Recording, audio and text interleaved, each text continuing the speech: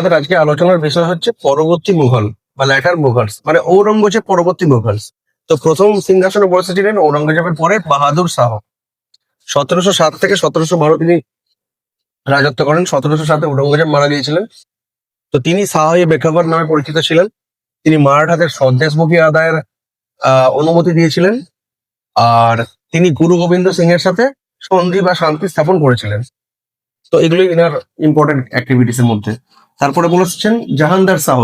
তিনি 1712-13 2 বছর রাজত্ব করছেন। তিনি সিংহাসনে বসেছিলেন তার প্রধানমন্ত্রী জুলফিকরের সহায়তায়। ব্যাস এতটুকু করলেই হবে। এরপর চলে যাবো ফারুক সিয়া। তো ইনি রাজত্ব করছেন 1713 থেকে 1719। তো এর মধ্যে কি হচ্ছে, তিনি সৈয়দ ভ্রাতৃদ্বয়ের সাহায্যে সিংহাসনে বসছেন। তারপরে সৈয়দ হোসেন আলীকে তিনি প্রধান সেনাপতি, আর সৈয়দ হাসানকে তিনি প্রধানমন্ত্রী বা উজির পদ দিয়েছিলেন। তারপরে 1717-তে ইংরেজরা দস্তক লাভ করেছিল এই ফারুক সিয়ারের কাছ থেকে। তারপরে তিনি এই টাইমটাতে হয়েছিল কি, মুর্শিদ কুলি খাঁ তিনি স্বাধীন বাংলার নবাব নবাব যেটা ছিল সেই নবাবির সূচনা করেছিলেন, মানে স্বাধীন হয়ে গিয়েছিল মুঘলদের থেকে।